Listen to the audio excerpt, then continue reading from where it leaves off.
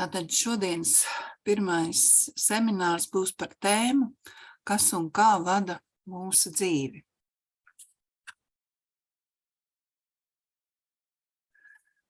Viens no tādiem delikātākiem un jūtīgākiem jautājumiem, kas vienmēr ir cilvēcei bijis, kas tad ir Dievs, un īpaši mūsdienās, kad ir ļoti daudzi, kas noliedz Dieva eksistenci, un tad tie, kas noliedz, prasa tādus tiešus skaidrojumus, pierādījumus, kas tad ir Dievs, ja?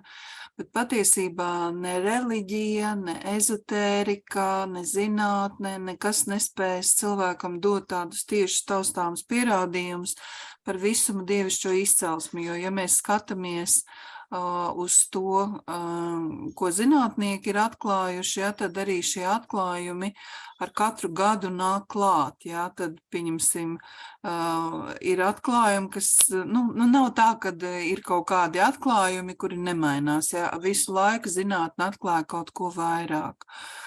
Bet jāsaprot ir tas, ka nevienam nav ļauts līdz galam izzināt Dievu, arī pašiem gudrākajiem cilvēkiem ir ļoti daudz, kas jāmācās, bet mēģināsim apzināties to, ko mēs varam apzināties, jo šobrīd iemiesojumā esošās cilvēces apziņas līmenis nav tik augsts, lai izprastu ļoti niansēti šo te neredzamo pasauli, bet nav arī tā, ka mēs galīgi neko nezinām, ja? Un parasti jau cilvēks vadās no tās savas pieredzes, ja?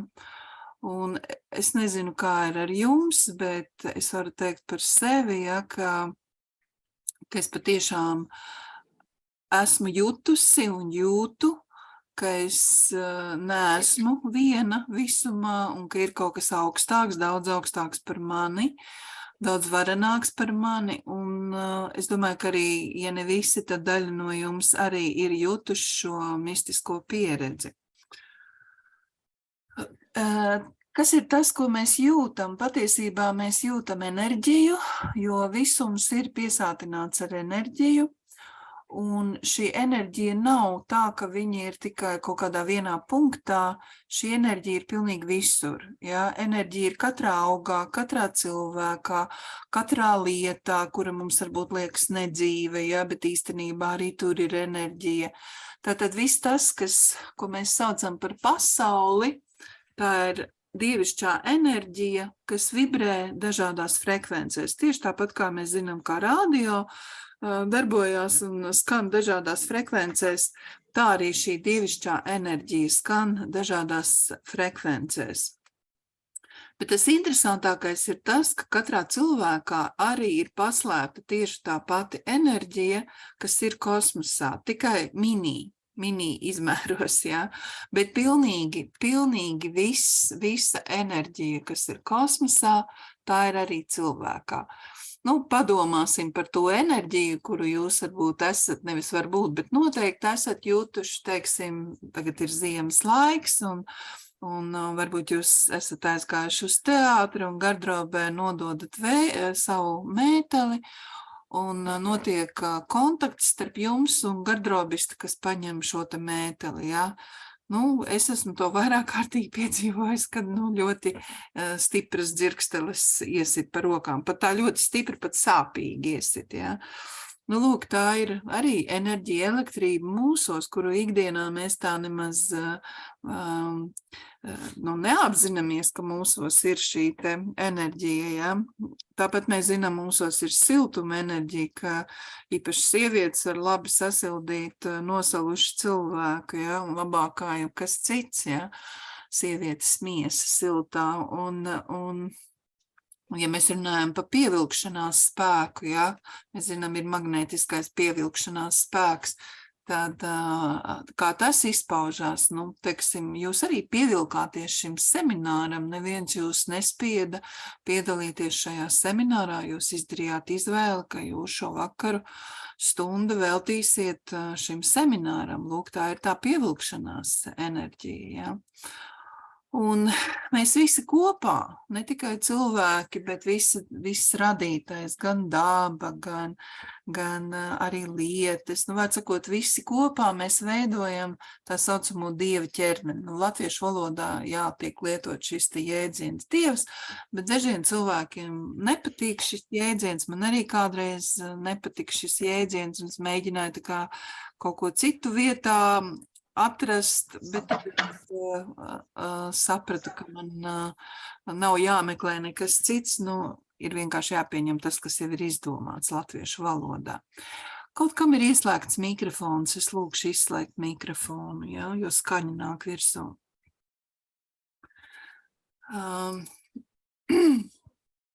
Tātad pēc būtības ir tā, ka Dievs ir realitāte tam, kurš viņu saprot un jūt. Tā mana pieredze ir, ka līdz 2000. gadam es biju absolūti ateista un neticēju Dievam, bet tad, kā es saku, saņēmu dzīves pērienu, pati par savām kļūdām, un tad, kad nācās ieskatīties nāvēji acīs, tad, protams, tu sāc domāt. Tu sāc domāt, kā tu esi dzīvojis, īpaši apzinoties, ka tu nezini, cik tev vēl ir palicis dzīvot, ja?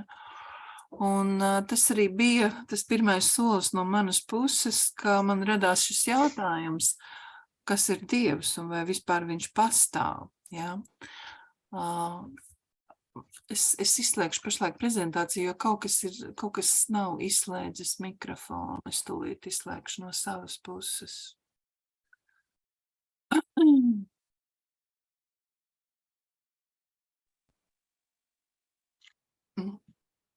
Tātad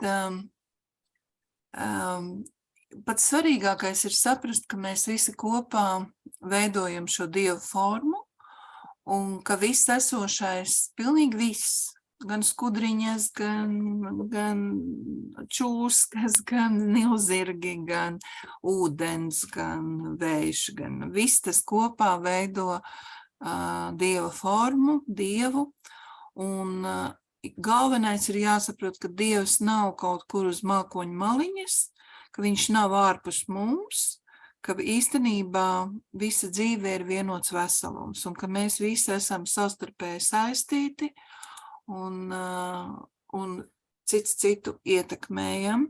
Un dažkārt mēs pat nevaram iedomāties, ka kāda mūsu kļūda varētu radīt varbūt Āfrikā sausumu, kā piemēru, jā. To, kā mūsu kļūdas būs ietekmējušas visumu un dzīvi uz pasaules, mēs, protams, uzzināsim, bet to mēs uzzināsim tikai tad, kad mēs atstāsim fizisko iemiesojumu, tad mums parādīs, jā, kā mēs ar savām izvēlēm esam ietekmējuši notikumus uz pasaules. Bet, tāpēc mums ir ļoti svarīgi tagad darīt visu, lai mūsu dzīve, lai mēs dzīvē patiešām izdarītu pareizas izvēles. Man lūgums vēlreiz izslēdziet, lūdzu, mikrofonu, skaņa nāk virsū. Tātad patiesībā jau ir tā, ka katrs cilvēks ir Dieva rokas un kājas. Un šī te radīšana, kā mēs saucam, daži sauc Dievu par radītāju, ja, tad šī te radīšana notiek caur mums, jo mēs arī katrs kaut ko radām, mēs katrs kaut ko izzinām, mēs katrs dzīvojām, ja. Un tāpēc arī var teikt, ka Dievs dzīvo caur mums, rada un izzina, un viņš iepazīst arī negatīvo, jo mums katrā ir arī kaut kas negatīvs, un tas ir. Mēs nevaram teikt, ka Dievam ir tikai pozitīvais, ja tā tad ir arī kaut kas negatīvs. Un mums jāuztver ir, ka mēs esam tāda maza šūniņa, jeb asinsvadiņš vai kaut kas pavisam mikroskopisks, esam daļa no šī visa vienotā veselā, un mēs visi kopā veidojam šo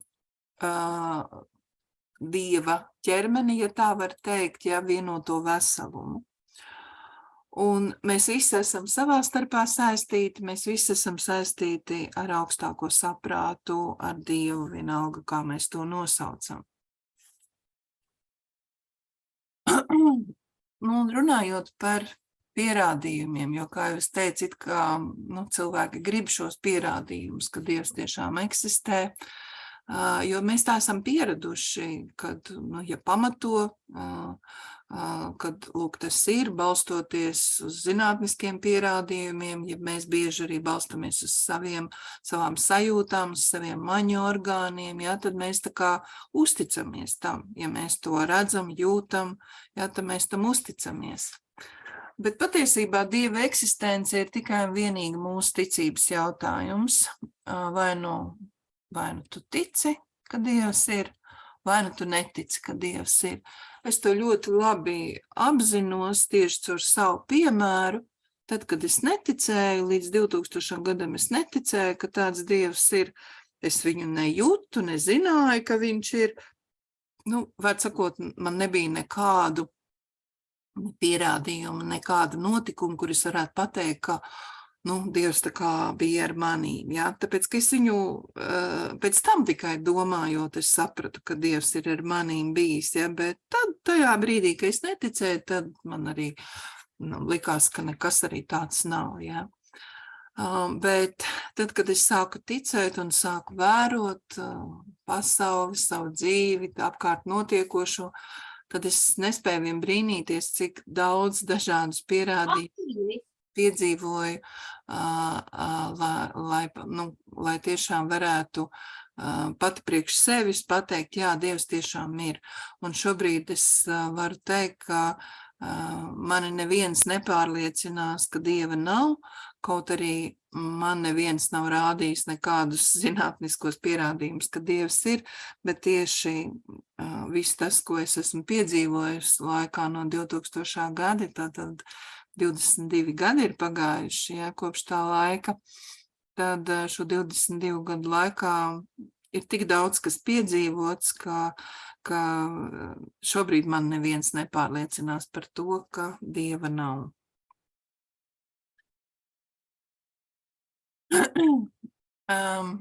Kā saka lielie skolotāji, viņi saka, jūs nevarat sākt izzināt to, kā eksistencē jūs neticat, ja? Un jūs nevarat sajust to, par ko jūs skaidri zināt, ka tas neeksistē. Ja? Un tā tas tiešām arī ir, arī no mana piemēra, kā es minēju, ja? Un tiklīdz mēs sākam ticēt šai dievišķajai pasaulē, neredzamajai, neustveramajai pasaulē, tā mums uzreiz mainās visi priekšstati gan par to, kas notiek fiziskajā pasaulē, gan par to, kas notiek šajā neredzamajā dievišķajā pasaulē. Patiesībā nemaz nevajag meklēt nekādus Dieva esamības pierādījumus, jo arī viens no lielajiem maniem skolotājiem minēja tādu ļoti labu piemēru, ka pie viņa griezās skolnieks un teica, skolotāji, tu esi liels skolotājs, parādi man kādus brīnumus, un tad es ticēšu, ka Dievs tiešām ir un kļūšu par tavu skolnieku. Uz ko skolotājs pateica, es tev brīnumus varu parādīt, bet tu man kā skolnieks neesi vajadzīgs.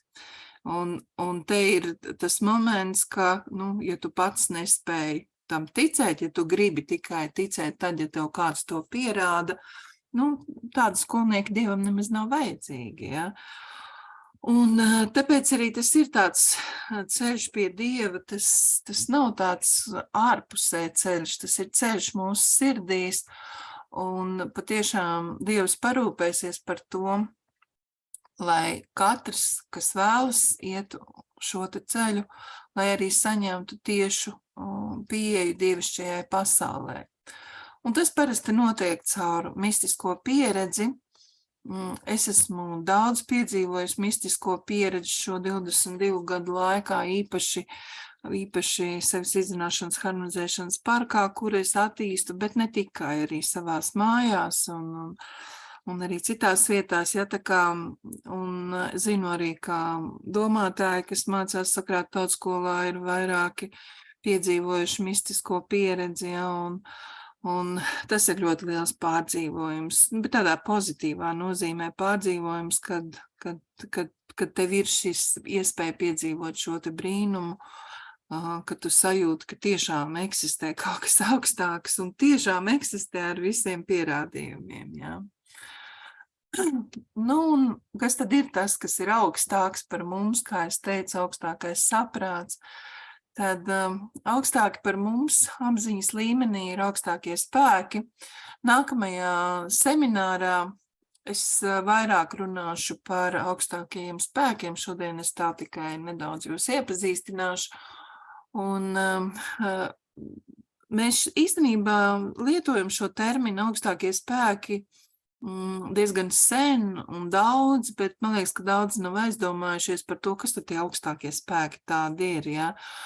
Un šie augstākie spēki patiešām ir kādreiz bijuši iemiesojumā, kādreiz bijuši tādi paši cilvēki kā mēs, bet savā apziņā jau izauguši ir tik augstu, ja, ka viņi vairāk iemiesojumā kā cilvēki, ka ar fizisko miesu nenāk, izņemot gadījumus, ja viņiem liek to darīt. Nu, piemēram, Jēzus, kas bija iemiesojumā 2000 gadus atpakaļ, viņam bija uzdevums nākt iemiesojumā, jo viņa uzdevums bija tajā laikā atmodināt cilvēci, pievērst cilvēci Dievam, mīlestībai, piedošanai. Jā, tas bija viņa uzdevums. Jā, viennozīmīgi, ka viņš jau bija ļoti augsti attīstīts gars. Jā. Un tāpat Buda un daudz citi skolotāji, kas jums ir zināmi. Jā. Bet, ja mēs runājam tieši par šo laiku, tad šajā laikā nākt iemiesojumā kādam no tik ļoti augstu attīstītām būtnēm būtu ļoti grūti, jo es nevaru teikt, ka nav, varbūt, ka kaut kur ir, ja, to es nevaru apgalvot, ka nav. Es pat domāju, ka noteikti vajadzētu būt kaut kur, varbūt Tibetā vai kaut kur citur, ja, varbūt pat Latvijā, bet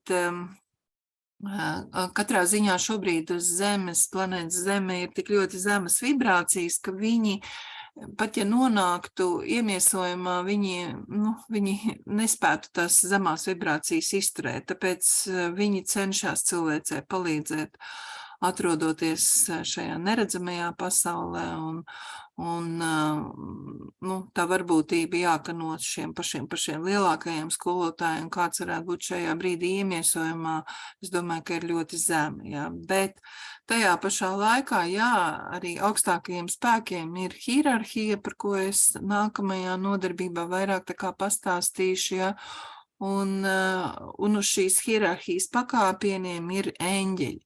Daļa no jums ir noteikti dzirdējuši, jo Latvijā ļoti plaši tiek kultivēta kustība, kur notiek sazināšanās ar eņģeļiem un tā tālāk. Ja.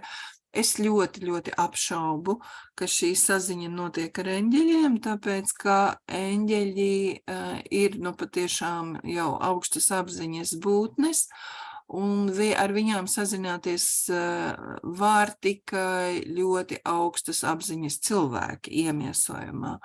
Bet tas, ar ko kontaktējās, visticamāk ir astrāļi, kas, protams, dzīvo šajā smalkajā pasaulē, bet viņi, diemžēl, nav gaismas būtnes, bet tumsas spēki, kas manipulē ar šiem cilvēkiem, kuri ļoti grib sazināties ar augstākajiem spēkiem. Protams, ka viņi uzdodās par eņģeļiem, viņi uzdodās par Jēzu, viņi uzdodās par diamātu un par vienalga par ko vēl, ja? Bet patiesībā tie nav viņi, bet tie ir astrāļi. Ja? Un tā ir tā viena no problēmām, iespējams, kādā no nākamām nodarbībām vēl pat vairāk par to parunāsim, bet tā ir viena no problēmām, kas šobrīd ir, ka ļoti daudzi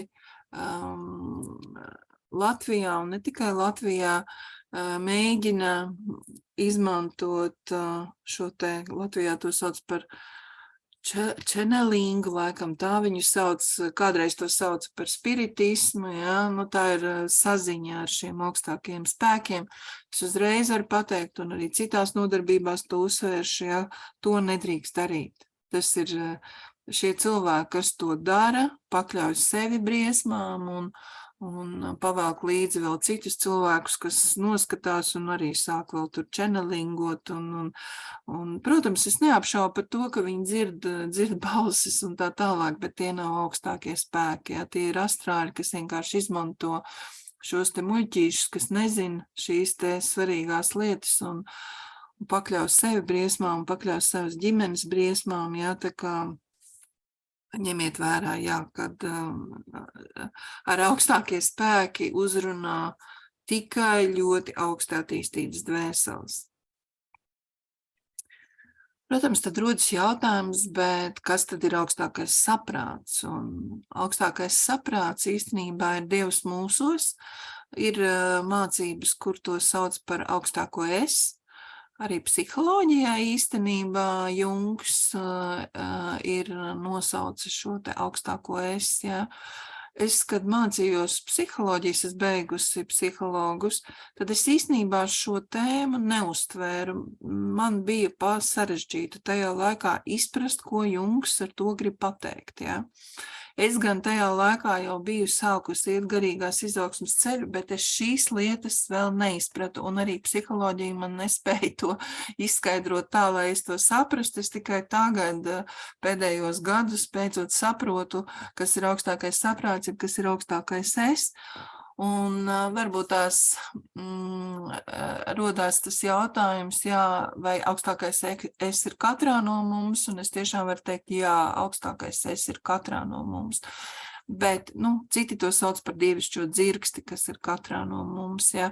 Bet ir problēma tā, kad mūsu zemākais es, un tad, protams, jautājums, kas ir zemākais es, jā. Zemākais es, tie esam mēs tādi, kādi mēs šobrīd esam. Ja? Tādi, kā es tagad šobrīd ar jums runāju, tas ir mans zemākais es, ja? Tas nav augstākais es. Un tieši tādi, kāda esat jūs, tas ir jūsu zemākais es. Un tas uzdevums mums ir dzīves laikā no šī zemākā es tikt līdz tam augstākam es, ja? Nokļūt līdz Dievam, kas ir mūsos. Viņš nav ārpus mums, viņš ir mūsos, ja? Un, ja mēs runājam par tādu laicīgo dzīvi, kā tad izpaužās šis augstākais es, mēs viņu, es nezinu, vai jums kādam ir bijusi šī pieredze, bet es domāju, ka gan jau, ka kādam ir bijusi šī pieredze, tā ir sirdsbalss, ko mēs sadzirdam dažkārt, vai pirms tam, ka mēs gribam veikt kļūdainu rīcību, mūsu sirdsbalss pasaka, nedari to, vai varbūt pilnīgi otrādi, kad mēs esam pieņēmuši varbūt kļūdainu lēmumu, un mūsu sirdsbalss pasaka, nē, tev vajag tieši to darīt. Tādā nozīmē, ka mēs varbūt esam pieņēmuši lēmumu kaut ko nedarīt, ja? Un sirdsbalss pasaka, nē, tev tieši to vajag darīt. Ja? Otrs ir sirdsapziņa. Sirdsapziņu mēs vairāk dzirdam, tas arī ir augstākā es, viens no veidiem, kā augstākais es ar mums runājās, ar zemāko es, ka tad, kad mēs kaut ko darām vai gatavojamies darīt, ja, vai gatavojamies kaut ko runāt, ja, tā arī ir rīcība, tad mūsu sirdsapziņa mums var pateikt, labāk paklusē, labāk nedari.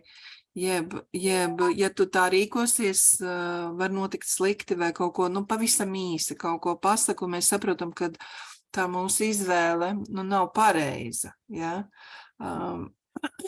Teiksim, priekš manis tagad uzreiz atnāca atmiņā situācija, kas bija laikā, kad Covid sākās, ja. Un es neesmu nekad bijusi briesmīga vakcinācijas atbalstītāja. Es arī esmu uzskatījusi, ka mūsdienās pa daudz ar visu kaut ko vakcinē, un, protams, ka tur ir arī farmācijas firma, biznesa un tā tālāk, ja.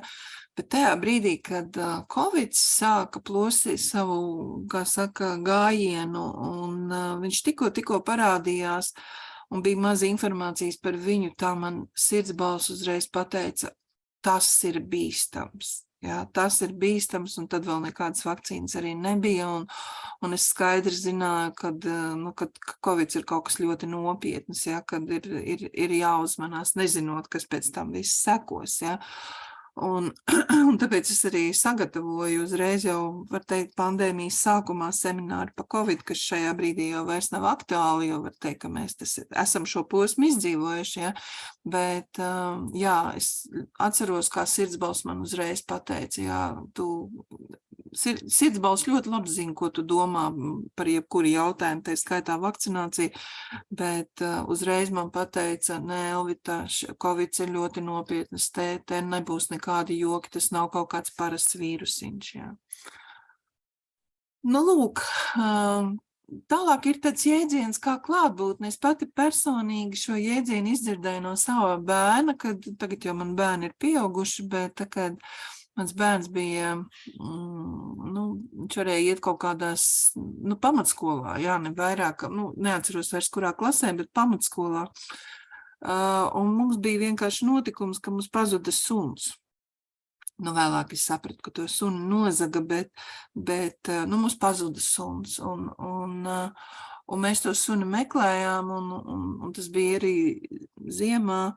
Un mēs vienkārši jau paliek ātri tumšs ziemā, un mēs sadalījāmies, un visa ģimene, bērni, es un vīrs, un devāmies suni saukt un meklēt. Un mans mazākais bērns aizgāja uz mežu, kas ir netālu no mums, un tieši konkrēti viņš aizgāja uz sevis izzināšanas harmonizēšanas parka teritorijā meklēt suni, jo mēs tur mēdzām pastaigāties un domājam, varbūt suns tur ir aizgājis un nomaldījies vai kā.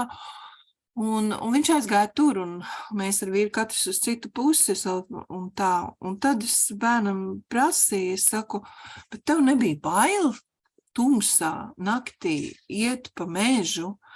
Viņš saka, mam, es taču tur nebiju viens. Es saku, kas tad bija ar tevīm? Viņš saka, ar manīm bija klātbūtne. Un es saku, klātbūtne? Es saku, kas ir klātbūtne? Viņš saka, tā, ka tu jūti, ka tev ir klāt un ka tevi sargā un ka tev no kā nav jābaidās. Un tad bērns jau ir patiess, viņš jau nemelo, jā, viņš izskaidroja, ka viņam tiešām nebija bail, jo ar viņu bija klātbūtne. Un tad, pēc šīs sarunas ar savu bērnu par klātbūtni, es sapratu, ka bērni, kas nezin šo jēdzienu Dievs, jā, jo viņiem nav neviens mācījis to, un es arī tā ģimenē nekad neesmu uzbāzusies ar šo informāciju, ļaujot katram brīvi izvēlēties, kam ticēt. Un tad bērns man izskaidroja, kas tad ir klātbūtne, ka tu vienkārši jūti kaut ko augstāku, kas tevi sargā, un tu jūties droši. Un šī klātbūtne dod šo drosmi un šo spēku. Jā. Noteikti esat dzirdējuši par gaismas brālību, varbūt kaut ko, varbūt esat dzirdējuši arī par tumsas brālību. Un šī gaismas brālība sastāv no šiem pašiem augstākajiem spēkiem. Tie ir tā saucamie augstākie spēki, kas kalpo cilvēcei, lai cilvēce evolucionētu, lai cilvēce tuvotos Dievam. Tas arī ir tas gaismas brālības galvenais uzdevums – palīdzēt cilvēcei tuvoties Dievam, attīstīties.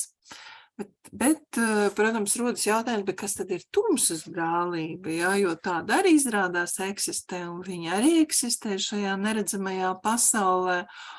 Un šajā neredzamajā pasaulē patiešām dzīvo arī būtnes, kuras īstenībā dara visu, lai atturētu cilvēku no evolūcijas, lai veicinātu degradāciju, bet ir viena nianse, tomēr arī tumsas brālība nevar neko izdarīt bez Dieva atļaujas. Jo atcerieties, ko mēs pašā sākumā runājām, ka viss kopums, tas ir Dievs, jā, tātad arī tumsas brālība ir daļa no Dieva, un tad rodas tāds loģisks jautājums, bet ja mēs uztveram, ka Dievs ir kaut kas labs, kāpēc tad Dievam vajag kaut kādu tumsas brālību, kas liek cilvēkiem, kas veicina cilvēku degradāciju un tā tālāk, jā? Un atbilde ir ļoti vienkārša, ka ja viss būtu tikai labi, tad cilvēks neattīstītos. Iztēlojieties, ka mūsu valsts vadītāji patiešām ir ģēniji un ir izdomājuši un izdarījuši un attīstījuši mūsu valsts tādā līmenī, ka pilnīgi visiem Latvijas iedzīvotājiem ir materiālā labklājība, nevienam nav nekādu kreņķu par rēķiniem un darbu un naudu, un tātad viss ir nodrošināts. Un tagad padomājiet, ja jums, kaut vai jums būtu viss nodrošināts, kāds jums būtu motīvs kaut ko darīt? Kam kaut ko darīt, ja viss ir? Tas ir ļoti liels pārbaudījums bagāto cilvēku bērniem. Ja, jo šiem te bērniem, principā, vecāki visi ir nodrošinājuši, un viņi neredz ļoti bieži mērķi, priekš kam dzīvot, ko darīt. Ja? Ir daudz, kā saka, gadījumi, jā, ka tieši bagāto cilvēku bērni sāk lietot narkotikas, jo grib izjust kaut kādas neparastas izjūtas, jo viņiem viss ir. Jā. Tātad tumsas brālības uzdevums ir radīt mums šķēršļus, radīt mums nepatīkamas situācijas, pat ciešanas, lai mēs sāktu domāt. Ja mēs paskatāmies uz šo svaigāko notikumu, kas ir Krievijas-Ukrainas karš, tad es domāju, ka daudzi no mums, varbūt visi, pat ir aizdomājušies par vērtībām, skatoties uz to, kā ukraiņi, kas ir zaudējuši savas mājas, ir zaudējuši savus biznesus, ir zaudējuši pilnīgi visu, un sāk dzīvi no jauna pie mums vai kādā citā valstī, vai pat atgriežoties atpakaļ Ukrainā, viņi ļoti labi apzinās, ka šīs materiālās vērtības, ko viņi uzskatīja par savām, ka viņas vairāk viņiem nav. Un viņi apzinās, ka īstenībā šīm materiālām vērtībām nemaz nevar pieķerties, jo viņas var atņemt. Un mēs arī šeit Latvijā neviens nezinām, cik ilgi mums būs tās materiālās vērtības, kas ir mums šobrīd. Mēs pat nezinām, vai mūsu valsts, cik ilgi kā valsts pastāvēs, zinot šo te dramatisko statistiku, cik zemi ir dzimstības rādītāji, un tur vienkārši matemātika var parēķināt, cik strauji iedzīvotāju skaits Latvijā ik gadu samazināsies, ja nemainīsies šie te dzimstības rādītāji. Ja? Bet tātad atgriežoties pie tumsas spēkiem, ja, es pirms tam minēju šos te astrāļus, ar kuriem patiesībā šie te čenelingotāji kontaktējās, ja? Šie tumsas spēku uzdevums arī ir, jā, manipulēt ar šiem cilvēkiem, nodarīt pāri šiem cilvēkiem, nodarīt pāri citiem cilvēkiem, caur šiem cilvēkiem, lai cilvēki sāktu domāt, lai vienkārši cilvēki sāktu domāt. Teiksim, man lūdza palīdzību viena sieviete, kura visa ģimenē bija iesaistījusies šajās te saziņās ar augstākajiem spēkiem, neapzinoties, ka viņi īstenībā kontaktējās ar astrāļiem, un tad, kad jau ģimenē izjukusi, un kad vairs, var teikt, bezmazai nav vairs ko glābt, tad beidzot sāk kaut ko domāt, kas īstenībā ar mums notika, kāpēc ar mums tā notika, un ko tagad darīt, lai vispār no tiem astrāļiem tiktu vaļā, ja, jo ja viņi, tie ir tie saucamie apsēdēji, ja viņi, kā saka, pieķerās kādam cilvēkam, ja, viņi nemaz tā nelaiž vaļā, tas nemaz nav tik viegli no viņiem tikt vaļā. Bet vēlreiz atkārtoju, nekas nenotiek bez Dieva atļaujas. Ja Dievs ir devis atļauju, ka tev nodara pāri kāds tumsas spēks, tad tas nozīmē, ka tev caur šo pieredzi ir jāaug, jāattīstās un jākļūst gudrākam. Un tas arī ir galvenais šo tumsas brālības, tumsas spēku uzdevums, darīt sliktas lietas, lai mēs kļūtu labāki.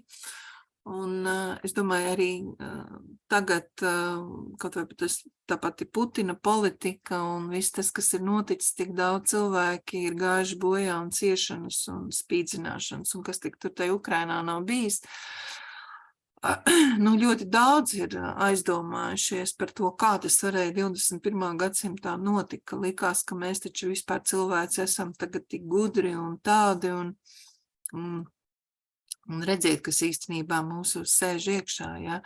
Un nav jau tā, ka tikai viens pats Putins ir ļaunais, ja. Es esmu gandrīz pārliecināta, ka ļoti daudzi ļaunā ir arī mūsu Latvijas iedzīvotājiem, ja tikai viņi nokļūtu tādos apstākļos, kā nokļuva šie te Krievijas karavīri, kad arī mūsējie varētu visādas briesmas nodarīt, jā, bet es nesaku visi, jā, es neliekam visus vienā maisā, jā. Nu, lūk, vienkārši ir jāapzinās, ka katrā no mums ir gan pozitīvais, gan negatīvais. Tāpat mēs zinām, ka eksistē dažādas reliģijas, sektas, par kurām dažkārt daudz ir dusmīgi, ja, un tāpat eksistē dažādas skolas, arī Sokrāta tautskola ir viena no skolām, ja. Nu, tad mēģināsim saprast, ja, kas tad ir reliģijas, kas tad ir sektas, ja, kas tad ir skolas. Tātad reliģijas, nu, viņas ir radītas, kur ir bijis līderis, kāds pravietis, Jēzus kristietības pamatus lika un Buda budisma, un citi skolotāji atkal citu reliģiju pamatus, bet visām reliģijām ir kāds spēcīgs skolotājs, ko mēs šobrīd saucam par augstākajiem spēkiem. Un pēc būtības, ja reliģija ir vērsta uz pozitīvo vai palīdzētu cilvēkiem atgriezties pie Dieva, tad nav pat svarīgi, vai tas ir budisms, vai tā ir kristietība, vai tas ir kāda cita reliģija, jā, tam nav nozīmes, jo katra reliģija ir vienkārši ceļš pie Dieva, jā, un cilvēki ir dažādi. Un tā kā cilvēki ir dažādi, tad tas, kas tiem cilvēkiem, kam der kristietības ceļš, nederēs budisma ceļš, tiem, kam der budisma ceļš, nederēs kristietības ceļš un tā tālāk. Ja. Ļoti svarīgi, protams, ir saglabāt tradīcijas, un mums latviešu tautā, protams, ir mūsu dainas, mūsu tautas dziesmas un citas kultūras tradīcijas, ja, bet tajā pašā laikā nedrīkst izjust naidīgumu pret citiem, ja. Šobrīd tas, kas man ir samulsinājis, teiksim, it kā, lai nosodītu šo te Krievijas uzbrukumu Ukrainai, ja, tiek no kultūras dzīves izslēgt ārā, tādi izcili kultūras darbinieki, kas ir krievalodīgie krievi. Bet es tā pie sevis aizdomājos par tādām izcilām personībām kā Tolstojs, ja, kurš jau vairs nav dzīves, ja, bet viņa izcilie darbi, viņš izcils domātājs, ja. Mēs taču nevaram tagad tikai tāpēc, ka Krievija ir uzbrukusi Ukrainai, pateikt, ka Tolstoja darbi nekam vairāk nedara, ja, tā kā, manuprāt, tas naidīgums, kas šobrīd tiek arī izjust pret krievu valodu, ka tagad vairāk krievu valoda nevarēs būt tur otrā svešvaloda un tā tālāk. Man liekas, ka mēs kaut kādā galējībā aizejam, ja? Jo krievu valoda pati par sevi jau arī nav vainīga pie tā, kad Putins uzbruka Ukrainai, ja? Tā kā tas ir tāds viens piemērs, ja? Cik vienkārši cilvēkos ir atmodināt naidīgumu. Jā, teiksim, es sekoju līdz tam, kas notiek pasaulē un skatos arī šos te militāro ekspertu raidījumus. Un man pārsteidza, jā, viens raidījums, kur rādīja video, kur no droniem tika mestas granātas, bet tas bija Ukraiņu vadītie droni, un šīs te granātas tika mestas virsū Krievu karavīriem. Un tad viņas tur eksplodēja, un tie karavīri tur, nezinu, vai tika ievainoti vai nogalināti, bet tas viss tika nofilmēts un rādīts, Un tas, kas man pārsteidz, ka šie raidījuma vadītāji tur aplaudē par to un priecājās, un es domāju, ārprāt, cik tālu mēs esam aizgājuši, ka mēs tagad priecājamies par cita nāvi, ja, un nav svarīgi, pat ja viņš ir ienaidnieks, ja, tad, mēs nevaram priecāties par cita cilvēka nāvi, ja. Un tas tikai liecina par to, kad apziņas līmenis ir zems mums sabiedrībā, kad ja nenotiek kaut kas tā, kā mēs uzskatām, kā ir pareizi, tad mēs uzreiz izjūtam naidīgumu pret to, jā, bet mūsu uzdevums ir īstenībā izprast, kāpēc ir, kāpēc patiešām ir noticis tas, kas ir noticis, kāpēc Krievijā atbalsta liela daļa sabiedrības šo te karu, un kāpēc viņi taču arī ir mācījušies augstskolā un kas ir noticis, kas ir ietekmējis to viņu domāšanu un tā tālāk, ja? Tātad ļoti svarīgi ir attīstīt šo te viedokļu plašumu un izturēties pret visām reliģijām ar vienādu cieņu, jo reliģijas uzdevums ir palīdzēt cilvēkam kļūt labākam. Savukārt, ja mēs runājam par sektu, kas ir sekta, ja mums kaut kā latviešu valodā, kā izdzird vārdu sekta, tam jau ir kaut kāda tāda mīnus ar mīnus zīmi, tāda nokrāsa, ja, sekta, ja, tas ir kaut kas slikts, ja. Bet īstenībā, jā, sekta no latīņu valodas tulkojumā, tas ir domāšanas veids, mācība, un vēsturiski tas ir bijis tā, ka ir bijusi, reliģija, no kuras ir atdalījies atzars, jā, no lielās reliģijas ir atdalījies atzars, atšķirīgu uzskatu dēļ, jā. Piemēram, viens no piemēriem, kādreiz katoļi un luterāņi, viņi bija vienā reliģijā, bet tad luterāņi atdalījās no katoļiem un izveidoja savu reliģiju, un šis te konflikts starp šo te kopienu, kas atdalījās no katoļiem, bija, ka dažādi cilvēki atšķirīgi tulkoja atsevišķus bībeles punktus, ja.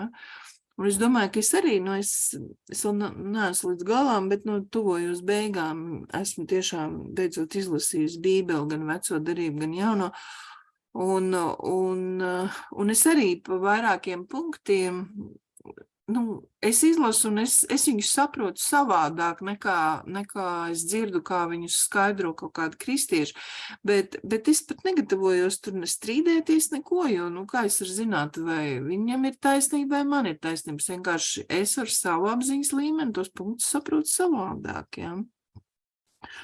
Un šobrīd jau mēs pēc šī piemēra par luterāņiem un katoļiem ļoti labi redzam, ka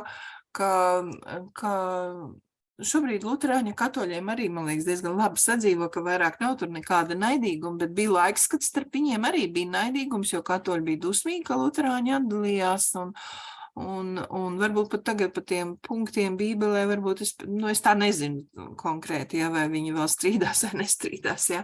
Bet, jā, luterāņi tik ilgu laiku uzskatīti par sektu, bet tagad vairs luterāņus neviens neuzskata par sektu, jā, tā ir mūsdienās jau reliģija, tāpēc, ka ir ļoti daudz sekotāju un ir viss mainījies, jā. Tāpēc ir jāsaprot, jā, ka sektas lielākā daļa, ne visas ir, protams, izņēmumi, bet lielākā daļa sektas ir radušās opozicionējot kādam konkrētam lielākas reliģijas aspektam. Un tagad par skolām, jā, mums, es minēju, Sokrata tautskola ir viena skola, bet Latvijā vēl ir, es nezinu, vai daudzas, bet noteikti ir vairākas skolas, jā, kur izglīto garīgā ceļa gājējus.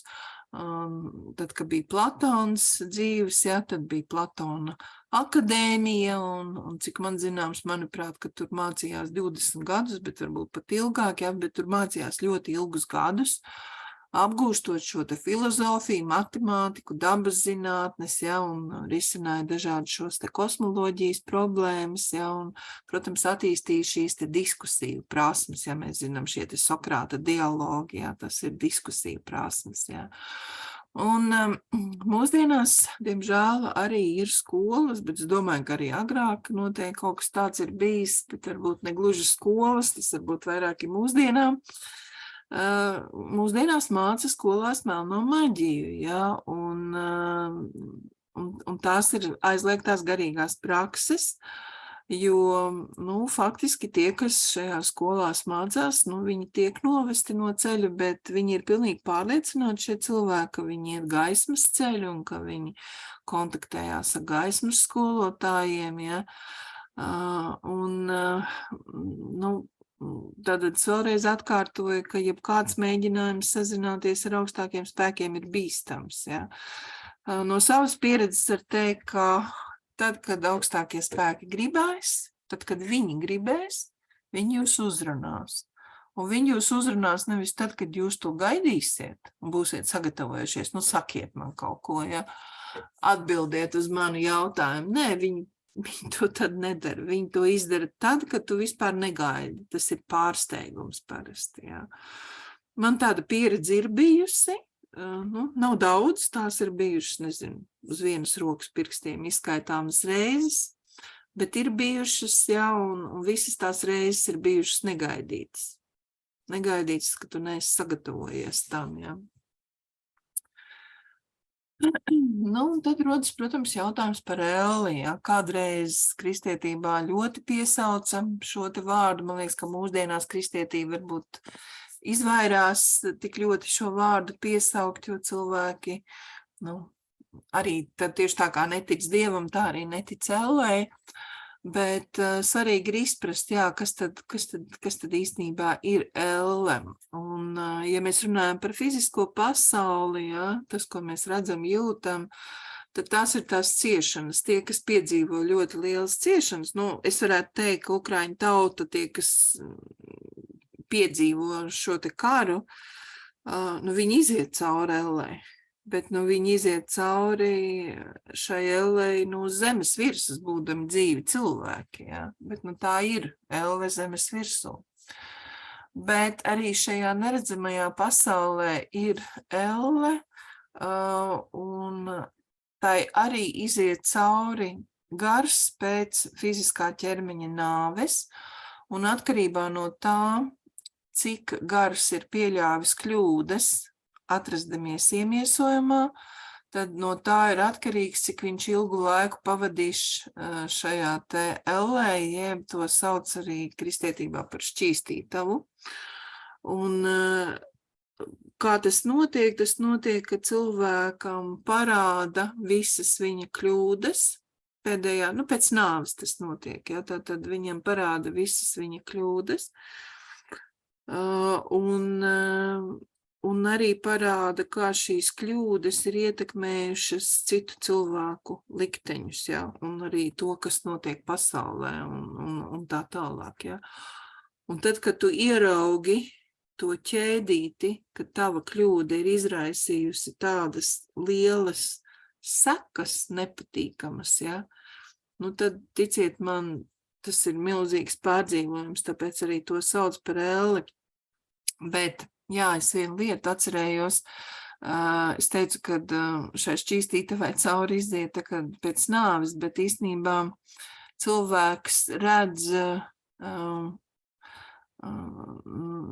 šos savas kļūdas, vēl fiziskais ķermenis var būt dzīves, bet viņš ir nesamaņā tas cilvēks, ja. Man divi tuvi cilvēki pēc, teiksim, mans tēvam bija, viņam sākusies plaušu tūska, un viņš bija reanimācijā, bet ārstiem izdevās viņu, atgriezt pie dzīvības, un tad viņš pēc tam stāstīja, ka viņš ir redzējis, tā kā no augšas skatījies, kā ārsti cīnās par viņa dzīvību, un tad tajā laikā viņš bija redzējis tādu filmu, viņš saka filmu, kas no tādiem kadriem sastāv, un viņš saka, es redzēju no bērnības līdz tam vecumam, kurā viņš tajā brīdī bija, visas viņa kļūdas. Un tad viņš man teica tādus vārdus, viņš teica, vai tiešām es esmu tik slikts cilvēks, ka es neesmu visas dzīves laikā neko labu izdarījis. Es saku, tēt, kāpēc tu domā, ka tu neesi neko labi? Tu esi ļoti daudz ko labi izdarījis. Viņš saka, bet es taču redzēju tikai savas kļūdas, ja.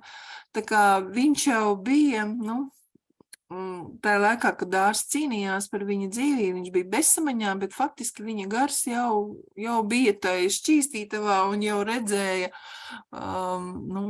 tās savas kļūdas. Dievs bija žēlsirdīgs pret manu tēvu pēc šīs te pieredzes, viņš vēl 7 gadus nodzīvoja, un tad viņš aizgāja ar vieglu nāvi ar trombu. Ātri tā aiziešana bija. Bet viņš bija pilnīgi cits cilvēks. Šos 7 gadus arī mana mamma teica, ka tie bija viņas mūža laimīgākie gadi, šie 7 gadi, ja, jo viņš uz dzīvi pēc tās pieredzes skatījās pavisam savādāk, un tas galvenais priekš viņa bija tiešām šis jautājums, vai tiešām es neko labu neesmu visas dzīves laikā izdarījis, un tad ir tie 7 gadi, kad vēl bija iespēja daudz ko labi izdarīt, ja.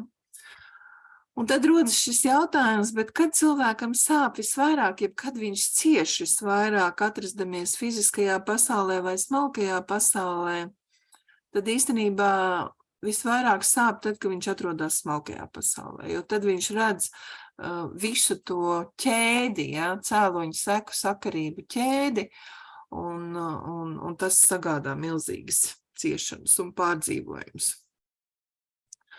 Un tad, protams, rodas jautājums tas, kā semināra tēma šodien saucās, bet kas tad vada mūsu dzīvi, ja? Un te ir jāsaprot tas, ka Dievs mums visiem ir devis brīvo gribu izdarīt izvēles, ja? Un mēs paši īstenībā vadām savu dzīvi ar savām izvēlēm. Mēs paši nosakām savu likteni, jo ja mēs pieļaujam kļūdu tagadnē, tad skaidrs, ka nākotnē dēļ šīs kļūdas mēs piedzīvosim ciešanas. Ja mēs tagadnē piedzīvojam ciešanas, tad skaidrs, ka mēs pagātnē esam pieļāvuši kļūdu un kļūdas, un tāpēc mēs tagadnē piedzīvojam ciešanas. Un tātad mums ir ļoti rūpīgi ikdienā katrā mirklī jādomā par savām izvēlēm, jo mūsu izvēles noteiks mūsu likteni, noteiks to, kā mums ies ne tikai šajā dzīvē nākotnē, bet mēs liekam pamatu arī nākamajai dzīvei. Un mēs visi gribētu arī nākamajā dzīvē dzīvot labāk nekā šajā dzīvē, ja? Tomēr ir brīži, kad kāds ar lielo burtu, tātad kaut kas augstāks par mums neļauj pieļaut kļūdu. Es nezinu, vai jums ir bijusi tāda pieredze, man ir bijusi šāda pieredze, ka es esmu bijusi izdarījusi kļūdainu izvēli, bet apstākļi sarindojās tā, ka es to kļūdu nepieļāvu. Un es pēc tam, protams, es sapratu, cik labi, ka es toreiz to kļūdu nepieļāvu, cik labi, bet pēc tam es tā domāju, bet es taču biju gatava to kļūdu pieļaut, ja? Kaut kas man patraucēja, un es to kļūdu nepieļāvu. Un kas tad ir tie, kas patraucēja? Jā, tie ir tie paši augstākie spēki, ar kuriem tu esi saistīts, ja mēs katrs esam ar kādiem augstākiem spēkiem saistīti, tikai mēs to neapzināmies, kuri ļoti labi zina, kas notiks, ja tu pieļausi to kļūdu. Manā gadījumā, ja es būtu tās kļūdas pieļāvusi, tad es jums šodien nekādu lekciju nelasītu, nekādu semināru nevadītu. Tā kā šie augstākie spēki zināja manu potenciālu, ko es varu izdarīt cilvēces labā, tad viņi izdarīja tā, ka es nevarēju to kļūdu pieļaut, lai es varētu pildīt savu misiju. Un pats svarīgākais, viņi zināja, ka paies laiks un es pati sapratīšu, ka tā bija kļūda. Un tas ir tas svarīgākais, kas ir, ka mums ir jāsaprot, kad mēs esam pieļāvuši kļūdas un kad mēs esam rīkojušies pareizi.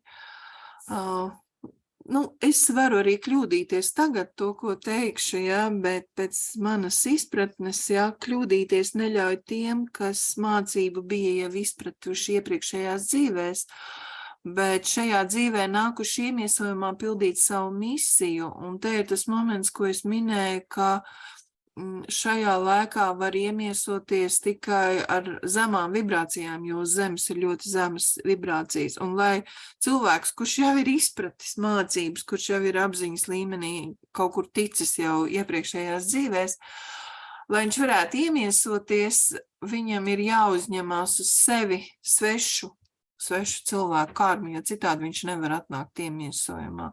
Un varbūt tieši dēļ tās sveša cilvēku karmas, kas nav viņa, bet viņš to uzņēmās, lai vienkārši nākt iemiesojumā, viņš arī piesaista dzīvē tās situācijas, kur viņš var pieļaut tās kļūdas, par kurām smagi jāmaksā, bet tā kā tā nav viņa karma, viņš to ir uzņēmies tikai, lai varētu nākt iemiesojumā, ja, tad augstākie spēki arī iejaucās. Ja.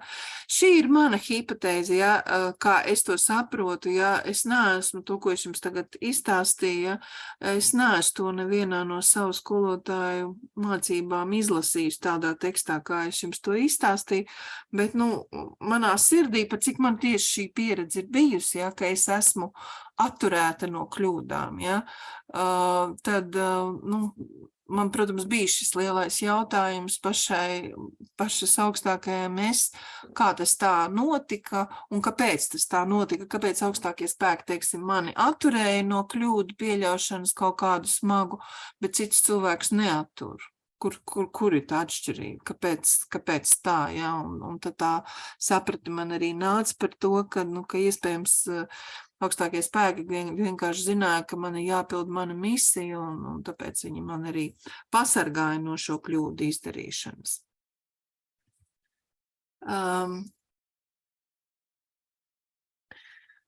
Tātad, kad augstākie spēki redz, ka tu gatavojies pieļaut kļūdu, to gan es varu teikt, tas attiecās uz visiem, un tas gan ir teikts lielo skolotāju mācībā, tas nav mans izdomājums. Augstākie spēki dod tev zīmes, ja? Viņi redz, ka tu gatavojies pieļaut kļūdu, un viņi tev dod zīmes, lai tevi atturētu no kļūdu pieļaušanas, un zīmes viņi dod vairākas, nav tā, ka vienu zīmi un viss, ja? Viņi cenšas līdz pēdējiem brīdim ar zīmēm tevi atturēt no kļūdu pieļaušanas, bet tomēr tā izvēle ir jāizdara tev pašam, ja?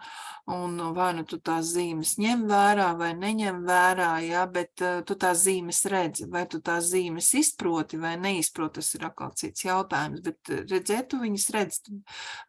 Parasti tās zīmes ir tādas, ka viņas nevar nepamanīt. Ja? Tu viņas pamani, bet tu varbūt viņas neizproti. Ja?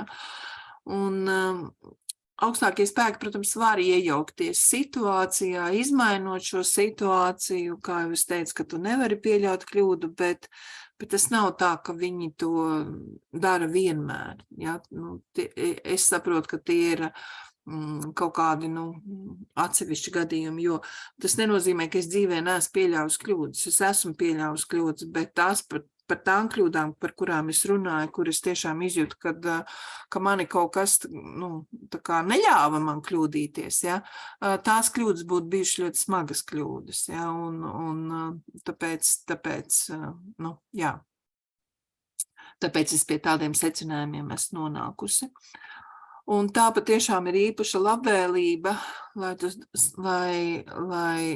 tevi pasargātu šie augstākie spēki.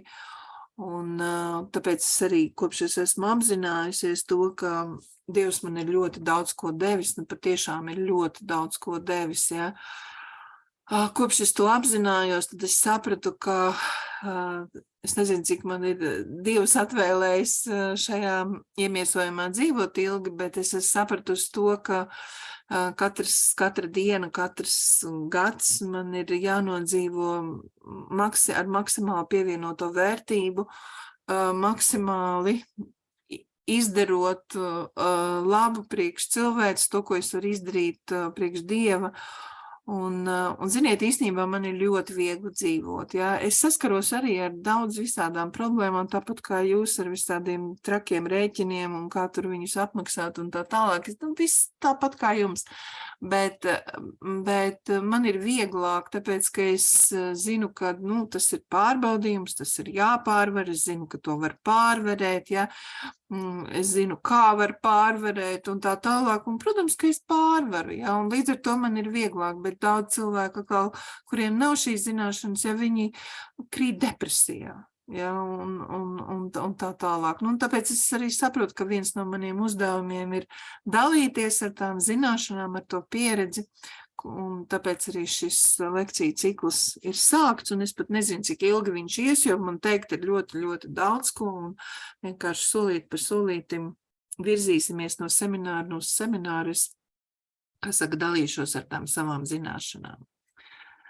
Pats būtiskākais ir, ka tev ir jāapzinās, ja tu esi nācis iemiesojumā ar svarīgu uzdevumu, lai palīdzētu cilvēcei un dievam, tad, protams, ka tevi īpaši uzmana šie augstākie spēki un arī sargā, ja? Un ja tu tiešām kalpo viņiem, ja viņi tiešām tevi sargā, bet ja tu sāc iet nost no šī ceļa, ja, tad kaut kādu brīdi viņi cenšas tevi no šīs kļūdas atturēt, bet arī viņiem nav tiesības neļaut tev kļūdīties. Ja tu tik ļoti vēlies, tad piedzīvo to kļūdu un piedzīvo tās sekas, un caur tām smagajām sekām izdari secinājumus, un vienmēr tev ir iespēja atgriezties uz pareizā ceļa. Tātad tie cilvēki, kas nodod šo augstāko spēku labvēlību, protams, piedzīvo smagas ciešanas, atkrīt evolūcijā uz zemāko punktu, un dažiem varbūt vispār ir jānāk iemiesojumā vēl ļoti daudz reižu, lai atgūtu to, ko ir pazaudējuši, bet viņi vairāk nevar panākt tos, ar kuriem viņi ir bijuši līdzās. Ja? Teiksim, pieņemsim, uzskatīsim, ka mēs, kas tagad esam šajā seminārā, mēs esam līdzās, un ja, teiksim, kāds no jums atkritīs, kaut kādas kļūdas pieļaus un tā tālāk, ja, tad pat ja jūs pieslēgsieties semināram, jūs nekā nesapratīsiet, par ko iet runa, ja, jo vienkārši, ja cilvēkam nav tas apziņas līmenis tik augsta, viņam īstenībā klausoties to, ko es šodien stāstu, viņam liktos, ka tie ir absolūti murgi, ja, vienkārši, ka nesaprastu vispār nevienu vārdu no tā, ko es stāstīju, ja. Tā kā jā, ir jāsaprot arī tas, ka var atkrist atpakaļ evolūcijā, un tas ir tas, no kā ir visvairāk jāuzmanās, jo ir tik daudz, kas pārvarēts, tik daudz grūtības pārvarēts, lai sasniegtu to punktu, kurā katrs no mums mēs šobrīd esam, un tāpēc tas būtu ļoti bezatbildīgi pašiem pret sevi to vienkārši tā pazaudēt. Un kā tad ir secinājumi? Secinājumi ir tādi, ka esiet atbildīgi savās izvēlēs, apdomājiet tiešām, kā jūsu izvēles, kādas būs jūsu izvēlēm sekas, un neskatieties no skata punkta, kas būtu izdevīgi tev, bet skaties no skata punkta, kā būt labāk sabiedrībai, skatoties uz šo izvēli. Jo mums jāsaprot, ka mēs neesam nākuši iemiesojumā, lai šeit baudītu dzīvi, lai mums būtu tikai labi. Mēs esam nākuši iemiesojumā, lai augtu garā un kļūtu dzīves gudrāki. Un līdz ar to mums ir jādod Dievam, teiksim, lasot Bībeli, kas no jums ir lasījuši, ja, tur ir ļoti daudz par upurēšanu. Upurē to, upurē šito, īpaši vecajā derībā, ja. Bet tas nav jāuztver tādā tekstā, ka tur ir jāupurē kaza vai nezinu kas, ja. Upurēšana tas ir, ka, ejot šo garīgās izaugsmes ceļu, tev ir daudz, kas jāupurē. Pieņemsim, es arī šobrīd esmu kopā ar jums, es neesmu kopā ar ģimeni, es šajā brīdī upurējusi savu laiku būt kopā ar ģimeni, ja es esmu upurējusi savu laiku atpūsties, ko parasti šajā laikā cilvēki atpūšās, ja, tad es šajā laikā esmu kopā ar jums, es strādāju, ja, un tas arī ir upuris, ja. Un tad, kad tu ej šo te garīgās izaugsmes ceļu, tev ļoti daudz, kas ir jāupurē, ja, teiksim, tu varētu strādāt darbu un varbūt saņemt 10 000 eiro mēnesī, bet tu strādā darbu par minimālo algu, jo tikai tajā darbā tu vari vislabākā veidā kalpot Dievam, ja. Nu, un tas ir upuris, ja, nevis tu dzīvo cepuru kuldams, tev ir viss iespējas tā dzīvot, bet ne, tu dzīvo skaitīdams pa kapeikas, ja, jo, nu, tādā veidā caur to darbu tu vari vislabāk kalpot Dievam. Tā labā ziņa ir tā, ka jo nesautīgāk tu dosi no sevis, jo vairāk arī saņems šajā un nākamajā dzīvē. Es jums teicu to, ka tajā dienā, kad es apzinājos, ka Dievs man ir ļoti daudz devis, arī materiāli, ne tikai, teiksim, es esmu no vecstāva mantojis zemes gabals, ja. Nu, man viņus uzdāvināja, es taču viņus nenopirku, ja, man uzdāvināja. Un kad es tiešām apzinājos, ka man Dievs ir tik daudz devis, ka es vienkārši sapratu, ka es pat nezinu, vai es vispār spēšu atdot viņam atpakaļ.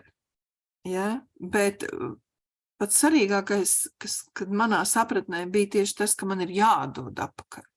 Ka man ir jādara viss, ka man ir jādod atpakaļ. Ja? Un tad, kad tu dzīvo ar šo sapratni, un vairs neesi pieķēries tām laicīgām lietām, ja, tad ir vieglāk, nesalīdzinām vieglāk dzīvot šajā laikā, kas īstenībā ir diezgan grūts laiks. Nu, tas būtu arī viss, ko es gribēju pateikt par no lekcijas viedokļa, bet, kā jau es teicu, šīs te lekcijas, šie semināri mums sastāv no 3 daļām, ja, pirmā daļā ir teorija, otrā daļā kādā veidā, tad tas, ko mēs teorijā runājam, kā tad tas izpaužās laicīgā dzīvē, kaut ko jau es jums semināra laikā pastāstīju, ja, nu, bet tad minēšu vēl 2 piemērus no savas dzīves, kā es esmu izjutusi tieši to, ka kaut kas augstāks, vienalga vai mēs to saucam augstākie spēki, Dievs vai saprāts vai klātbūtne, pilnīgi vienalga, kā mēs to saucam, bet kā es esmu izjutusi šīs augstāko vadību, ka vada manu dzīvi. Ja? Kad es beidzu vidusskolu, es stājos iekšā augstskolā, un tie bija padomju laiki, un tajā laikā bija tikai budžeta vietas, nebija nekādas maksas studiju iespējas, nebija arī privātās augstskolas, tātad tie bija padomju laiki. Un man pirmais eksāmens, es stāju Tehniskā universitātē, un man pirmais eksāmens bija fizikā. Un toreiz fizikā, liekot to eksāmenu, tur bija uzdevumi jārēķina, un, protams, tur visu nezināju, bet man tur blakus bija klases biedrene, no kuras tur norakstīju to, ko nezināju, bet, nu, vārds sakot, bija visus uzdevumus izrēķinājusi un nodevu savu lapu. Un pēc tam tad pie sienas izlika, kā saka, šo papīru, kur bija uzrakstīts, kādas ir tur kuram atzīmes, un tiem, kam bija 2 ar melnu, parasti tas 2 bija uzrakstīts, tad tie tālāk vairāk nākamos eksāmenus nelika. Ja? Un es paskatos sarakstā un ieraugu, ka manam vārdam uzvārdam pretī ir smuks melns 2, un es esmu izkritusi pirmajā eksāmenā. Man tas bija tāds pārsteigums, es domāju, bet es taču izreikināju visus uzdevumus, nu kā es varēju dabūt 2, es vēl saprotu, ka es varēju dabūt varbūt 3, varbūt 4, tad bija 5 bailes sistēma, bet kā es varēju dabūt 2, ja? Bet, nu, viss, nu, tur nebija tajā laikā nekādas iespējas prasīt savu darbu un skatīties, vai tur tie vērtētāji ir pareizi kaut ko tur izvērtējuši, vienkārši bija 2 un viss. Un tad es atceros, ka es izgāju ārā satriekta. Tas bija milzīgs kauns tajos laikos nenolikt eksāmenu. Un es izgāju ārā un no šīs ēkas un pie sevis domāju, tā man jābūt ir kaut kādām risinājumam. Un tā kā es biju tajā laikā profesionāli sporta nodarbojos, tad es pat taisno aizgāju uz sporta katedru un teicu, es esmu tāda un tāda sportista. Es tikko izkritu iestāju eksāmenā, bet es gribēju jūsu augstskolā mācīties. Nu, un tad man vienkārši tur nokonsultēja. Nekas pēc mēneša būs uzņemšana neklātienē, nu, to mēnesi pamācies kārtīgi un stājies vēlreiz. es tā arī izdarīju, un tiešām to mēnesi kārtīgi pamācījos, bet tā specialitāte, tā fakultāte bija arī neklātienē, bet tā specialitāte, kurā es stājos, nebija neklātienē. Un es līdz ar to man te pašā katedrā pakonsultēju, kad stājies tajā pašā fakultātē, vienkārši uz citu specialitāti un viss. Nu, un tad es tā arī izdarīju, jā. Un es iestājos inženieru celtniecības fakultātē, ekonomistos ar celtniecības novirzienu. Celtniecība man tajā laikā pilnībā neinteresēja. Es saku, es tur iestājos vienkārši, lai tikai tiktu augstskolā. Un pēc tam no neklātienes es pārgāju uz dienu, un augstskolu es beidzu dienā, tā kā tur tas viss bija tajā laikā. Es pēc augstskolas beigšanas patiešām nestrādāju celtniecībā, jo, kā jau es teicu, man celtniecība galīgi neinteresēja. Un es uzreiz jau pēc augstskolas beigšanas vispār aizgāju, nu, tā kā pa citu virzienu, jā, saistībā ar ekonomiku, bet ne pa celtniecību.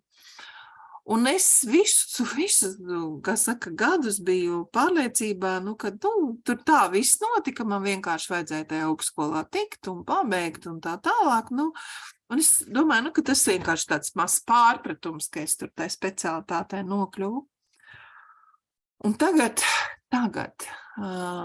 lai pildītu dievišķo uzdevumu, jūs zināt, kāda ir vispār situācija, cik maksā būvniecība, un tātad viens no maniem projektiem, kuru es vadu, ir sirdsapziņas skolas attīstība, un mēs vienkārši sapratām, ka, lai šo projektu mēs varētu attīstīt, mums ir jābūvē, man tur atdot savu zemi, tas bija tas vienkāršākais, bet kā uzbūvēt, un tad mēs sapratām, ka mums ir tikai viens ceļš, ka mums ir jābūvē pašiem, un ka mums ir jāizveido struktūrvienība, būvniecības struktūrvienība.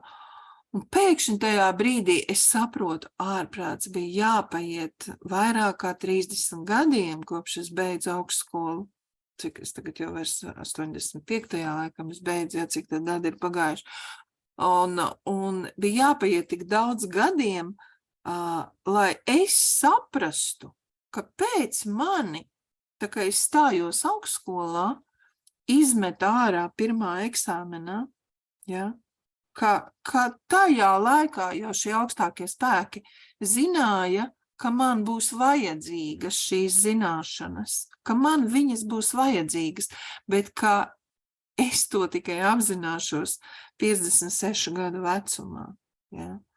Un tas ir tāds ļoti spilgts piemērs, ja? Kā es esmu, ja es tagad paskatos, kā tas viss ir gājis, kur es esmu strādājusi, kādas kompetences esmu attīstījusi, ja? Tad man šobrīd vadot šo projektu, viņš ir ļoti grūts projekts, jo bez naudas kaut ko attīstīt, tas ir ļoti grūti, ja, ir jābūt patiešām ļoti zinošam. Tagad es tikai saprotu, kāpēc Dievs tiešām man ir vadājis pat šīm organizācijām un specialitātēm un visām kompetencēm, kuras es esmu attīstījusi sava darba mūža laikā, ka es tieši tagad, man visas tās zināšanas, pieredze ir visvairāk vajadzīga, lai īstenotu šo te Dievu projektu, ja? Bet Dievs jau man neuzticēja īstenot projektu 25 gados vai 30 gados, ja? Pagāja ilgs laiks, kamēr mani sagatavoja šim te projektam, ja? Un tad es tiešām varu teikt, jā, kā mani vadīja un kā ir aizvadījuši līdz šim te projektam. Jā, tas ir tāds viens tāds gara perioda pieredze, bet pastāstīšu vienu pavisam tādu īsāku. Es rakstīju projekta pieteikumu, un šie projekta izskatītāji uzdeva papildus jautājumus, uz kuriem man bija jāsagatavo atbildes. Diezgan ierobežotā laikā, tur bija kaut kādas 3 vai cik dienas dotas, lai sagatavotu to visu vajadzīgo informāciju. Es saņemot šos te vērtētāju, šos te informāciju, kas man jāsagatavo, izlasot, es saprotu, nē, ārprāts, es vispār nesaprotu, kā to sagatavot, kur, kā. Nu, vecakot, es izlasīju, es sapratu, ka es nesaprotu, kā vispār to sagatavot. Otrs bija man arguments, ka to nav iespējams izdarīt 3 dienās, un es pieņēmu lēmumu atteikties no šī projekta. Es pieņēmu, tas nebija ne šaubas, nekas, es pieņēmu lēmumu atteikties no šī projekta. Bet es to atteikumu, es tur biju visu dienu būrusies ar tiem dokumentiem, un bija jau pēcpusdiena vakars, un es pieņēmu lēmumu, ka viss ne, es ar to neņemšos, viss, ja nav, te nav. Un es nolēmu, kad izgulēšu nakti un no rīta ar svaigu galvu sagatavošu tur visus tos dokumentus, lai atteiktos no tā projekta, jo tad arī, lai to atteiktos, tur arī jāsagatavo dokumenti bija. Lūk, un es pieņēmu lēmumu, viss, es vairs par to nedomāju, un rīt no rīta sagatavošu visus dokumentus, lai atteiktos. Es izgulēju nakti, un no rīta pamostos, un es skaidri zinu, kā man ir jāsagatavo dokumenti, lai būtu viss tas, ko prasa, un galvenais, ka es to spēju visu izdarīt 1 dienas laikā. Un es no rīta sapratu, ka nē, es neatteikšos no tā projekta, nē, es sagatavošu tos dokumentus, jo es tagad zinu, kā viņus sagatavot. Bet mani taču neviens nekonsultēja. Es tikai izgulēju nakti. Bet tā kā es zinu, ka nakts miega laikā mūsu gars atdalās no mūsu ķermeņa un dodās uz smalko pasauli, un ja mūs ļoti esam labi uzvedušies, tad mūsu gars var aiziet uz augstākiem plāniem un tikties ar lieliem skolotājiem. Tad šis priekš manis bija tik spilgts piemērs, ka man bija izstāstīts, kā var tos dokumentus sagatavot, un es pamodos ar pilnīgu skaidrību, kas man ir jādara, kā man ir jādara. Es visu izdarīju, paspēju laikā, iesniedzu un šo projektu apstiprināju. Ja? Un tad es tā pie sevis domāju, ārprāts, bet es taču tai iepriekšējā vakarā pirms aizgāju gulēt, es taču neko nesapratu. Es nesapratu, kā tos dokumentus pildīt, kā atrisināt tās problēmas, kas tur bija. Ja? Un, lūk, priekš manis tas bija brīnums, ja? Bet kāds tur brīnums? Es taču pati ļoti labi sapratu, ka miega laikā mani bija nokonsultējuši lielie skolotāji, jo viņi zināja, ka šis projekts būs ļoti svarīgs. Ļoti svarīgs, lai īstenotu misiju. Ja? Viņi to zināja, es jau gribēju pacelt rokas, bet viņi zināja, ka es nedrīkst pacelt rokas, un viņi man palīdzēja ar zināšanām, ar vienkārši laicīgām zināšanām, kā izpildīt dokumentāciju. Lūk, es varētu minēt vēl ļoti daudzus piemērus, bet tie ir tādi 2 spilgtākie piemēri, kas man tā kā domājot par šo semināru ienāca prātā, ko pastāstīt jums, ja, kā es esmu izjutusi to, kā mūsu dzīvi vada. Mums ir palikušas 10 minūtes, un tas būtu sarunai, ja, varbūt, ka citos semināros es tik daudz nerunāšu, došu varbūt jums vairāk laika, bet kam ir kāds jautājums, jautā tad vienalga jautājums vai par to, kas notiek šobrīd pasaulē vai jūsu dzīvē, vai varbūt jautājums par dzirdēto, ko šodien seminārā stāstīja, tad vai kādam ir jautājums, tad šis ir brīdis, kad slēdzat iekšā mikrofonu un uzdodat jautājumu. Es skatos, ka Simona ir ieslēgusi mikrofonu, vai Simona ir jautājums? Halo, jūs dzirdat? Jā. Par to savu puiku, par to neticību un par to depresiju. Es jau to saprotu, bet es viņam nevaru. Tie paškaitējums, un jau viņš ir slimnīcā, jau bija sadzēries tabletes, diemžēl. Es no savas puses, man tā vismaz šķiet, daru visu, kā lai saka, ar lūkšanām, bet kaut kā mums. Viņš man pasaka, ka viņš netic, nekam visam jābūt zinātniski pierādītam. Un tas, protams, no skolas mūsdienu, kā lai saka. Tā, nezinu. Bet es pie jums tieši uz to laikam uz to dzīves Jā, uz izpēti. dzīves analīzi, jo saprotiet, mums ir pa maz laika, lai Jā, šajā zinu, brīdī bet jums es domāju, veiktu nu, vat dzīves ar tiem analīzi. bērniem, jūs rakstījāt, tas nav, protams, vienīgais gadījums, es arī zinu, kas viņiem tagad notiek, ja tā var. Ar šitādiem. Es varu uzreiz, ko es varu pateikt, kad tā viena no problēmām kā reiz ir tā, ka izglītības sistēmā nav gluži aizliegts runāt par Dievu, bet nav vēlams, ja? Un nav vēlams par šīm lietām runāt, un visam jābūt tikai pierādītam zinātniski, bet zinātniski Dievu nekad neviens nepierādīs, ne šodien, ne rīt, ne parīt nepierādīs, ja? Un līdz ar to pusaudžiem jauniešiem ir ļoti liela neizpratne, vilšanās par dzīvi kā tādu. Ja? Viņi ir vīlušies gan tajā, kas notiek skolā, gan tajā, kas notiek mājās, ja? Gan tajā, kas notiek tajā vidē, kurā viņi ir, gan tur draudzības un tā tālāk. Ja? Viņiem ir ļoti daudz, kas, ko viņi nesaprot, nu kā tā var, ja? Viņu tas jautājums, nu kā tā var, ja?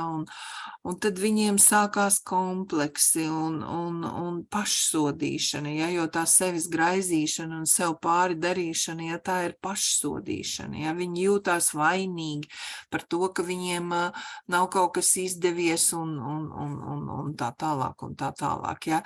Tā kā mēs to dzīves analīzi šeit vajadzētu uztaisīt, ja būs tā nodarbība sestdien, ja, tā kā noteikti piesakaties uz šo nodarbību, un tad mēs varēsim druscīt dziļāk apskatīt.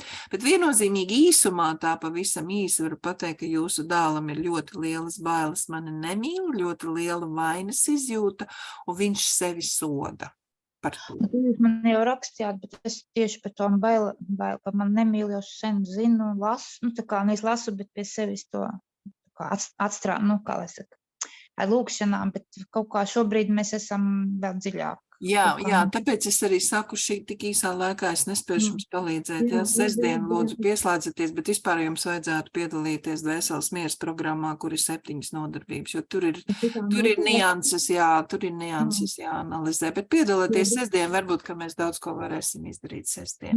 Paldies. Laura ir pacēlus rociņu, jā? Labvakar. Labvakar. Man ir tāds jautājums, es faktiski daļēji jau guvu atbildi, klausoties jūsu lekciju, bet es tikai gribu noprecizēt, vai es esmu pareizi sapratusi. Es šobrīd izstrādāju vienu ideju kā biznesa modeli, tādu mazā biznesa modeli, un tas ir interesanti, es paralēli mācos, atkārtoju biznesu. Un tas, kas šobrīd, es tā domāju, ja Dievs man deva ideju, tad visticamāk viņš man arī tā kā, iedos roku, lai es varu viņu realizēt. Un ir tā, ka es paralēli mācos arī biznesu, un tur visu laiku tiek masīvi stāstīts, kā to ideju vajag, tā ideja ar potenciālu, bet viņu vajag ļoti tā kā intensīvi attīstīt. Un tad es pie sevis domāju, ka tas svarīgākais ir atrast to līdzsvaru, lai es viņu realizēju, bet lai es arī viņas realizācijā netērēju lieki resursus, teiksim, tos, kas ir dabā resursus un tā tālāk. Un tad faktiski mans tāds jautājums droši vien ir, ja Dievs man deva ideju, viņš kaut kādā veidā redz, ka es viņu ar savu pieredzi varu atdot atpakaļ bērniem, tad faktiski man droši vien ir jāuzticās zināmā mērā arī viņa vadīšanai un nevajag aizrauties ar super manifestācijām, kā tas tagad ir moderni, vai ne? Vai super kaut kādām megatroniskām peļņas tur, es nezinu, tur baigiem peļņas plāniem, ka tu 2 gadu laikā tur iekarot visu pasauli. Vienkārši iet tā soli pa solim un tādā sadarbībā ar Dievu tu ideju arī realizēt. Jā, tieši tā. Paldies. Tieši tā. Man nav ko piebilst. Paldies jums liels par lekciju. Ļoti, ļoti vērtīgi. Paldies. Vai ir kāds vēl jautājums?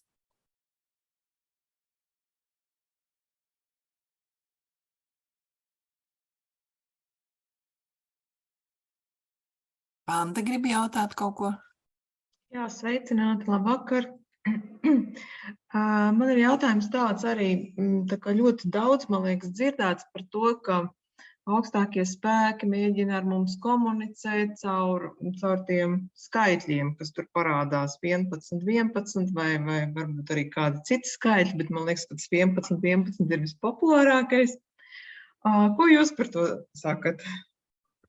Nu, Dievs tiešām dod zīmes, ja, bet ja tu nesaproti pats, tev nav pēc tava apziņas līmeni, tu to zīmi nesaproti, nu, tad tu vēl neesi gatavs tās zīmes saprast.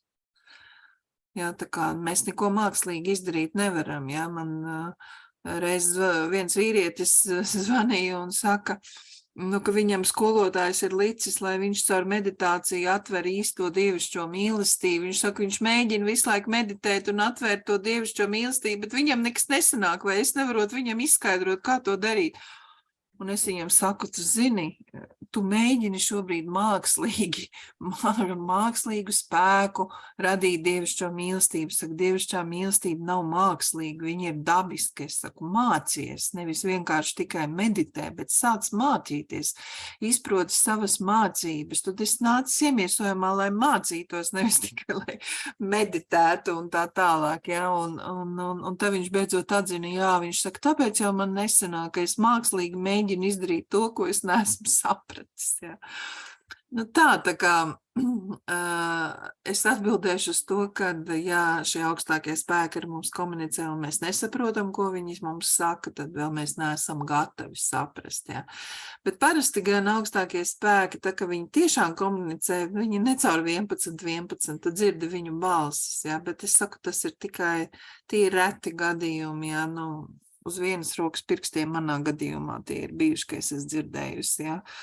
Bet tā, viņi nav tādi komunikabli kā mēs, kas grib tur pačelot un parunāt par to un šito. Nē, viņi tikai runā tad, kad tiešām vajag, ja, un kad nav citas iespējas, ja. Tā kā Anda, nedomā par šiem cipariem, turpini strādāt ar sevi, un kad augstākie spēki gribēs tev pateikt, tad viņi tev arī pateiks. Skaidrs, labi, paldies. Nu, vēl kā cipars, redz, Anda pateica par cipariem, vēl kā cipars, jā, vēl kādi jautājumi.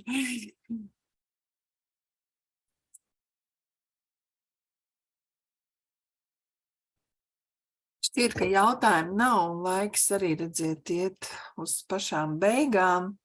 Ja jums patika šis seminārs, ja, tad nākamais seminārs būs 27. janvārī, ja, tas ir nākamā nedēļā piekdienā, tā kā piesakaties tad un iesim pa solītim tālāk, ja.